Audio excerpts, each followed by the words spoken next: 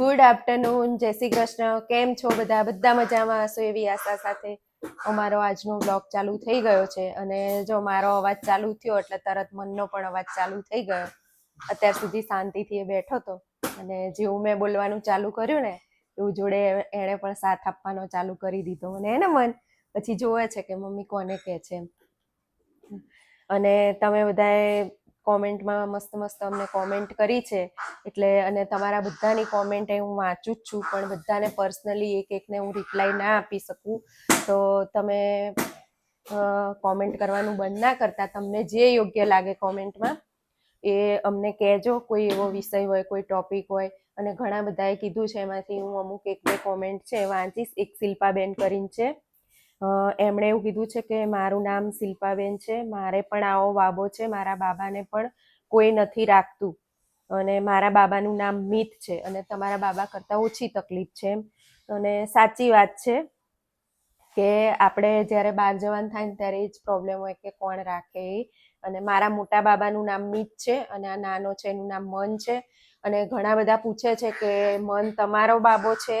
તો હા, મન મારો નાનો બાબો છે. અને એ ઘણાએ એમ પણ પૂછ્યું છે કે કેટલા વર્ષનો છે? તો મન હવે 20 વર્ષનો પૂરો થશે. અત્યારે જો ભણતો હોત તો કદાચ કોલેજ કરતો હોત, એવડો મોટો છે. અને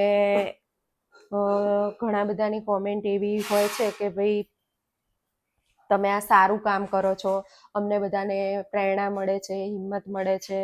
તો સાચી વાત છે. જ્યારે હું આ નથી કરતી ને, અને આ વિડીયોનું તો હું 1 વર્ષથી જ કરું છું અને મન પાછળ હું ઘણું દોડી છું, દવાખાને જવું, આમ જવું, બહાર જવું. તો ઘરમાં હોય ને ત્યારે મને એવું જ લાગે કે મારે એકલાને જ આવી તકલીફ છે. આખો દિવસ દુઃખી રહ્યા કરીએ, પણ બહાર બીજા 4 માણસોને મળીએ અને જોઈએ કે ભાઈ આપણે એકલા દુઃખી નથી, ઘણા બધાની તકલીફ છે. એટલે જો આપણે દુઃખી રહીએ ને તો આપણી હિંમત તૂટી જાય છે. પણ જ્યારે આપણે બધાને જોઈએ છીએ અને બીજા માણસો આપણા માટે સારું સારું કહે છે, આજે તમે કોમેન્ટમાં સારી કોમેન્ટો લખો છો અને કહો છો તો અમને પણ હિંમત મળે છે. અને બીજા બધા ઘણા એવા છે એ પણ એવું કહે છે કે શિલ્પાબેન તમારો વિડીયો જોઈને અમને હિંમત મળે છે કે તમે આવી રીતે, ઘણા લોકોને શું હોય છે કે આવા બાળકો હોય ને તો બહાર લઈ જતા શરમ આવતી હોય, બહાર ના જતા હોય.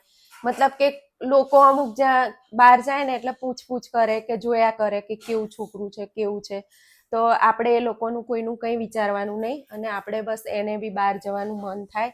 હું પણ મનને લઈને ખાસ નથી જતી, કેમ કે મારાથી પણ એવું થાય છે કે હવે ઊંચો થાય નહીં અને ગાડીની અંદર વ્હીલચેર આવે નહીં અને બહાર જાઉં ને તો હું પણ એને લઈને થાકી જાઉં છું. પણ હવે અમારે મોટો બાબો છે એ અમારી સાથે હોય છે એટલે એ પણ એવું કહે છે કે મમ્મી ના, આપણે ક્યાંક જઈએ ને તો મને ક્યારેક લઈ જવાનો જોડે, તો એ પણ બહાર ફરે અને ખુશ થાય. તો અમે એને ક્યારેક ક્યારેક બહાર લઈને જઈએ છીએ. બાકી તો બહાર, ઘરની બહાર એને ઘડીક બેસાડું, બહાર કાઢું અને બસ આવી રીતે ઘરમાં એ રમતો હોય છે. અને ઘણા બધાની કોમેન્ટો હું વાંચું છું અને રિપ્લાય બધાને નથી આપતી. તો એક ભાઈ બીજા છે, એમણે કોમેન્ટ કરી છે કે મારે પણ આવો બાબો છે અને મારા બાબાની મમ્મી પણ નથી, હું પોતે કરું છું. તો મને એમ થાય છે કે અમે તો ઘરે રહીએ, લેડીઝને તો ઘરે રહેવાનું હોય, ઘરના કામ સાથે બાળકને સંભાળવાનું હોય, એટલે થોડુંક આ કાઠું તો છે જ, પણ તો એ સંભાળી શકે. પણ જ્યારે પપ્પાને સંભાળવાનું હોય, પપ્પાના માથે ઘરને કમાવાનું અને છોકરાને સંભાળવાનું, ઘરનું કામ કરવાનું, બધું કેટલું બધું અઘરું પડે એ હું જાણી શકું છું. તો એ ભાઈ કઈ રીતે કામ કરતા હશે ને આવા બાળકને સંભાળતા હશે એ હું સમજી શકું છું. તો ભાઈ હવે માથે પડ્યું છે તો આપણે કરવું જ પડે. અને એક બીજા બેને કોમેન્ટ કરી હતી, રાણીપથી હતા, કે બેન મારે પણ આવું બાળક છે અને તમારે ક્યાંક જવું હોય તો મને અમારા ઘરે મૂકી જજો, હું રાખીશ. તો હું એમનો ખૂબ આભાર માનીશ કે તમે આટલું તો વિચાર્યું. અને મને એક બીજો વિચાર એવો પણ આવે છે કે ઘણીવાર આપણે આવા બાળકને છે ને ઘણા બધા એવું કહેતા હોય કે તમે એવી સંસ્થામાં મૂક્યા હો. તો કાયમ માટે આપણે એવા સંસ્થામાં મૂકવા તો ના જઈએ ના, અને ભગવાને આપણને આપ્યું છે તો આપણે એની સેવા કરીએ. સંસ્થાવાળા સેવા માટે જ સંસ્થાઓ ખોલી છે, તો આપણે જ કેમ આપણા બાળકની સેવા ના કરીએ. પણ મને આ વસ્તુ ગમી, એ બેને કીધું કે તમારે ક્યાંક જવું હોય ને તો અમારા ઘરે મૂકી જજો. તો મને ઘણીવાર એવો વિચાર આવે કે એવી કોઈ સંસ્થા હોય કે જ્યાં આપણે 1-2 દિવસ માટે ક્યાંક પ્રસંગમાં ગયા હોય અને આપણા બાળકને સાચવતા હોય તો એવી સંસ્થા હોય તો બહુ સારું, તો બધાને સારું પડે. કેમ કે આપણે કાયમ માટે તો મને બી કોઈ કે તમે મનને મૂકી જાઓ તો મારો જીવ ના ચાલે, હું પણ ના મૂકવા જાઉં.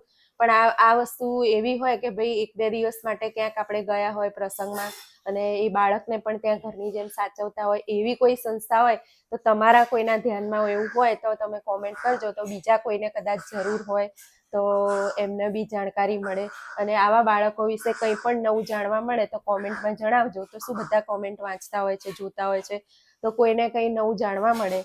તો બસ આજને હું એ જ કહેવા માંગીશ કે તમારે બધાએ સરસ સરસ કોમેન્ટ કરી એટલે બધાનો હું આભાર માનીશ. અને બીજી વસ્તુ એ કે આવા બાળકોને જે મેં હમણાં કાલે બતાવ્યું હતું વિડીયોમાં કે એ ચોપડી વાંચે છે એટલે એને તો કંઈ ખબર નહીં પડતી. પણ હા, કોઈએ કોમેન્ટ કરી હતી કે એને છે ને કે ચિત્ર અલગ અલગ ચિત્રવાળી ચોપડી બતાવો તો એ જોશે. તો સાચી વાત છે, એને સ્કૂલમાં પણ ટીચરે એવું જ કીધું હતું કે એને અલગ અલગ પ્રાણીઓનું છે, ફ્રૂટનું છે, એ બધું અલગ અલગ છે ને એને સમજાવો ને તો એને થોડીક સમજણ પડે. તો એ પણ મને વસ્તુ ગમી. તો તમને પણ કંઈક નવી વસ્તુ એવી ખબર હોય, નવી વાત ખબર હોય કે આવા બાળકો માટે શું કરવું તો કોમેન્ટમાં જરૂરથી જણાવજો. બસ અહીંયા જ અમારા બ્લોગનો એન્ડ કરીશું. બધાને મારા જય શ્રી કૃષ્ણ.